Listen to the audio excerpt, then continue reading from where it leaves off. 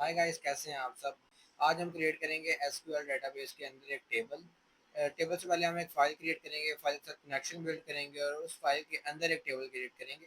उसका स्ट्रक्चर भी हम देखेंगे किस तरह का होता है। तो चलिए स्टार्ट करते हैं। मैं आ चुका हूँ अपने इस फोल्डर के अंदर, जिसके अंदर हमारे पास एक इंडेक्स फाइल है। एक हमारे पास कुछ पैकेज और जेसन के अंदर पैकेज हमने इंस्टॉल किया हुआ है SQLite 3 का। एक ही पैकेज मैंने इंस्टॉल किया है, आप भी कर सकते हैं। npm SQLite करके SQLite 3 करके आप इस पैकेज को इंस्टॉल कर सकते हैं अपने सिस्टम के अंदर। ठीक है। तो इंडेक्स और जेएस के अंदर हम आ चुके हैं, क्योंकि हम SQLite का सेटअप देखने वाले हैं जावास्क्रिप्ट के साथ। तो अब हम क्या करेंगे, सबसे पहले हम इसको इंपोर्ट करेंगे। और याद से आप टाइप इक्वल टू मॉड्यूल कर लेना, क्योंकि हमने मॉड्यूल के फॉर्म में कोड लिखने लगे हैं। अगर आपका type equal to common JS है तब भी वो चलेगा, लेकिन उसके लिए आपको थोड़े थोड़े चेंजेस करनी पड़ेंगे अपने हिसाब से। अगर आपने बैकएंड पढ़ा हुआ तो आपको पता होगी कौन कौन सी चेंजेस आपने करनी है। तो दोनों में फ़र्क क्या होता है, इंपोर्ट करने का फ़र्क होता है। जैसे भी मैं करने लगा हूँ, यहाँ मैं लिखूँगा इंपोर्ट SQLite फ्रॉम, ताकि मैं ब्रैकेट के अंदर लिखूँगा SQLite 3। अगर आप उसका टाइप करूँ कॉमन जेएस, तो आपको यहाँ जाके const SQLite 3 is equal to SQLite require करना पड़ेगा। Require SQLite 3 dot verbose.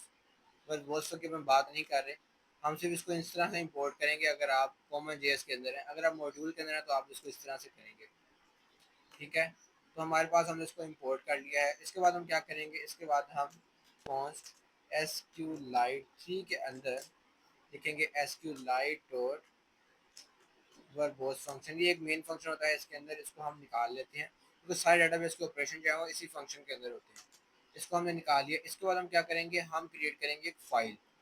एक फाइल किस तरह से हम क्रिएट करते हैं, इसके अंदर फाइल क्रिएट करने के लिए हम करते हैं कॉन्स्ट db। फाइल का नाम है हमारा db is equal to new SQLite 3। SQLite 3 क्या है, ये वाला SQLite 3 है। इसके अंदर एक फंक्शन है हमारे पास डाटाबेस का, और उसके फंक्शन के अंदर हमने पैरामीटर पास करने होते हैं दो। एक पैरामीटर भी हम पास कर सकते हैं, दो पैरामीटर भी हम पास कर सकते हैं। पहला पैरामीटर क्या है, हमारे पास फाइल का नाम। मैं नाम रख लेता हूँ माई डाटाबेस डॉट db। ये मैंने फाइल का नाम रखा है। और दूसरा पैरामीटर हमारे पास होता है इसके अंदर एरर का कॉल बैक होता है। हमारे पास अगर एरर आएगा तो इस कॉल बैक के अंदर आ जाएगा, अगर एरर नहीं है तो हमारे पास कोई एरर नहीं आएगा। अगर हमारे पास एरर आया तो हम लॉग करवा देंगे एरर इन ओपनिंग डाटाबेस। अगर हमारे पास एरर नहीं आया तो हम प्रिंट करवा देंगे कनेक्टेड टू डाटाबेस। ये हमारे पास दो ऑपरेशन हमने इसके अंदर परफॉर्म किए हैं। हम इस कोड को रन करेंगे विद सिंपल नोड, और आगे हम लिखेंगे इंडेक्स डॉट जेएस। तो हमारे पास लिखा आ गया कनेक्टेड टू डाटाबेस। इसका मतलब ये है हमारे पास डाटाबेस के साथ कनेक्शन जो है वो बिल्ड हो गया। डाटाबेस की फाइल भी हमारे पास यहाँ क्रिएट होकर आ चुकी है। फाइल के अंदर हमारे पास फिलहाल तो कुछ नहीं है, लेकिन जब हम कुछ एंटर करेंगे तो हमारे पास डिफरेंट कोड की फॉर्म में आएगा जो कि रीडेबल नहीं होता। इसके बाद हम क्या करेंगे, हमारे पास यहाँ से हम एक टेबल क्रिएट करेंगे। टेबल क्रिएट करने के लिए हम क्या कर सकते हैं, हमारे पास db.serialize का एक फंक्शन होता है, वो हम रन करेंगे। लेकिन उससे पहले मैं एक चीज़ करना चाहूँगा कि मैं इस पूरे कोड को उठा के एक न्यू फाइल है जो कि हमारे पास है database.js, इसके अंदर जाके पेस्ट कर दूँगा। इसके अंदर जाके हम पेस्ट करेंगे और अपनी इंडेक्स वाली फाइल के अंदर हम करेंगे इसको इंपोर्ट। इंपोर्ट करेंगे हम इस फाइल को। फाइल का नाम है हमारे पास /database.js। ठीक है। अब इसको अगर हम रन करेंगे तो हमारे पास वही उसी तरह से वर्क कर रहा है, लेकिन हमने सारा जो हमारे पास लॉजिक थी डाटाबेस के हमने अलग कर लिया। मेन फाइल के अंदर हमने उस लॉजिक को नहीं लिखा, सेपरेट फाइल के अंदर लिखा है। अब यहाँ हमारे पास हम यूज़ करेंगे ये वाला db वेरिएबल डाटाबेस का जो है डाटाबेस डॉट सीरियलाइज। ये एक फंक्शन है जो कि एक कॉल बैक लेता है। सिंपल एक खाली कॉल बैक होता है। खाली कॉल बैक के अंदर हमारे पास हम डाटाबेस में टेबल क्रिएट करने का फंक्शन लिख सकते हैं। ठीक है। अगर हमने एक डाटा टेबल क्रिएट करना है तो हम यहाँ एक लिखेंगे db.run, और हम एक टेबल क्रिएट कर लेंगे। अगर हमने दो क्रिएट करने हैं तो हम दो लिख लेंगे, तीन क्रिएट करने हैं तो तीन लिख के इसके अंदर ही हम सारा काम करते हैं टेबल क्रिएशन का। टेबल को किस तरह से क्रिएट किया जाता है, हमारे पास क्वेरीज होती हैं उसके लिए। क्वेरीज अगर आपको नहीं लिखनी आती तो आई बटन के ऊपर एक वीडियो आ रही होगी, आप उसको जाके चेकआउट कर सकते हैं। उसके अंदर मैंने बेसिक क्वेरीज जो है वो आपको पढ़ाई हैं, तो उनको आप यूज़ करके यहाँ एक अच्छी खासी क्वेरी बना सकते हैं। हमारे पास इस क्वेरी के अंदर कुछ कीवर्ड्स होते हैं, जैसे कि पहला कीवर्ड है हमारे पास create table if not EXISTS। ठीक है। एग्जिस्ट। अगर हमारे पास टेबल नहीं है तो हम टेबल को क्रिएट करेंगे। हमारे पास ये कीवर्ड है create table if not exist, और उसके बाद टेबल का नाम है। टेबल का नाम रख देता हूँ मैं स्टूडेंट, स्मॉल कैप्स के अंदर लिखना है इसका नाम, ताकि हमारे पास पता चले कौन से कीवर्ड हैं और कौन से हमारे पास वैल्यूज हैं, कौन से हमारे पास कीवर्ड है। जैसे मैंने यहाँ लिखा student, STUDENT, create table student. आगे हमने इसका स्ट्रक्चर डिफाइन करना है। हम एक लाइन के अंदर भी इसका स्ट्रक्चर लिख सकते हैं, लेकिन अगर हमने मल्टी लाइन के ऊपर जाना है तो हम यहाँ यूज करेंगे बैकटिक्स का। Create table if not exist student, और स्टूडेंट के अंदर हम क्रिएट करेंगे इसका स्ट्रक्चर। पहली चीज क्या है, एक नेम होगा जो कि हमारे पास है टेक्स्ट और खाली नहीं होगा, नोट यानी कि खाली नहीं होगा ये। इसके अंदर कुछ ना कुछ वैल्यूज आनी चाहिए ताकि हमारे पास हम स्टूडेंट को पहचान सकें स्टूडेंट का नेम क्या है। इसके बाद अगली चीज़ है स्टूडेंट की एज आएगी हमारे पास। एज किस फॉर्म में आती है, इंटीजर की फॉर्म में, और ये भी हमारे पास खाली नहीं होनी चाहिए। और उसके बाद एक और चीज़ आएगी हमारे पास जो कि है इसकी आईडी। हम यहाँ इसकी एक आईडी भी लिखेंगे जो कि इंटीजर होगी। आईडी क्या है, इंटीजर होगी, यानी कि 1 2 3 की फॉर्म में होगी। एक और चीज़ लिखी हुई है प्राइमरी की। प्राइमरी की मैंने पिछली वीडियो के अंदर भी आपको बताया था। प्राइमरी की ऐसी की होती है जो कि हमारे पास यूनिक होती है, और इससे हम हर एक चीज़ को पहचान सकते हैं।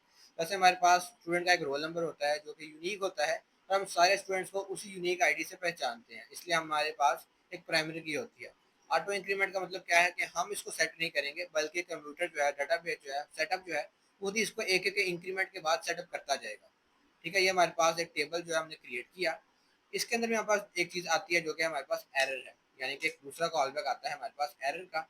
इसके अंदर हमारे पास आता है कि अगर एरर हुआ तो एरर को लॉक करवा दो, नहीं तो हमारे पास लिख दो टेबल क्रिएटेड सक्सेसफुली। यहाँ हमारे पास अगर हमारे पास एरर आया तो हमारे पास लिखा जाएगा कि टेबल के अंदर क्रिएशन के अंदर एरर आ गया है। अगर नहीं आएगा एरर तो हमारे पास लिखा जाएगा कि हमारे पास टेबल सही से क्रिएट हो चुका है। यहाँ भी हमारे पास एक एरर आएगा, मैं आपको दिखा देता हूँ। ठीक है, ये एरर आ रहा है हमारे पास कि ये जो ब्रैकेट लगाई है ना ये वाली, इसके करीब एक एरर आ रहा है। एरर क्या है, यहाँ एक कोमा आ रहा है, इसको हम हटा देंगे। अब इसको रन करेंगे तो हमारे पास टेबल क्रिएटेड सक्सेसफुली लिखा आ गया, टेबल क्रिएटेड और ऑलरेडी एग्जिस्ट। तो मतलब यह कि टेबल हमारे पास अब मौजूद है, हम टेबल के ऑपरेशन परफॉर्म कर सकते हैं। ठीक है, आज की वीडियो के अंदर हमने देखा टेबल को किस तरह से क्रिएट करते हैं, डाटाबेस का कनेक्शन किस तरह से हम बनाते हैं। ये हमारे पास एक कोड था जिसको मैं गिटहब के ऊपर अपलोड कर दूंगा, लिंक आपको मिल जाएगा डिस्क्रिप्शन के अंदर, आप उसको जरूर जाकर चेकआउट जरूर करना।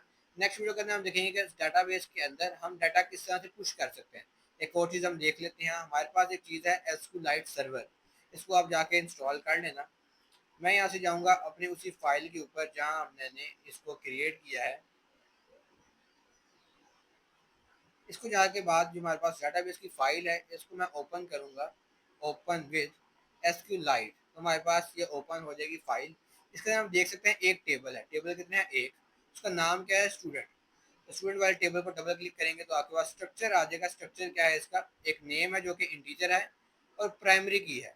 एक नेम है जो कि टेक्स्ट है और नल नहीं होना चाहिए इसको। एक एज है जो कि इंटीजर है, जो कि नल नहीं होगी। ये हमारे पास इसका स्ट्रक्चर है। डाटा भी हम यहाँ से देख सकते हैं, लेकिन डाटा अभी एम्प्टी है। नेक्स्ट वीडियो के अंदर डाटा भी हम ऐड करके देखेंगे। ये हमारे पास एक विजुअलाइजेशन के लिए यूज़ होता है टूल। अगर आपके पास टूल इंस्टॉल नहीं है तो आप जाके सिंपली इसको इंस्टॉल कर सकते हैं। इसका लिंक भी आपको डिस्क्रिप्शन के अंदर प्रोवाइड कर दूंगा। SQLite सर्वर है हमारे पास इसका नाम। पहली वेबसाइट आएगी, आपने जाके इसके ऊपर जाना है और डाउनलोड का ऑप्शन आपको कहीं ना कहीं दिखेगा, आपने डाउनलोड कर लेना, बिल्कुल सामने नजर आ रहा है, डाउनलोड कर लीजिएगा। ये हमारे पास डाटा विजुअलाइजेशन के लिए काफ़ी अच्छा टूल है, इसको हम यूज़ कर सकते हैं। आने वाली वीडियोस के अंदर इसको हम यूज़ भी करेंगे। तो नेक्स्ट वीडियो के अंदर डाटा हम ऐड करके देखेंगे। मिलते हैं आपसे नेक्स्ट वीडियो के अंदर।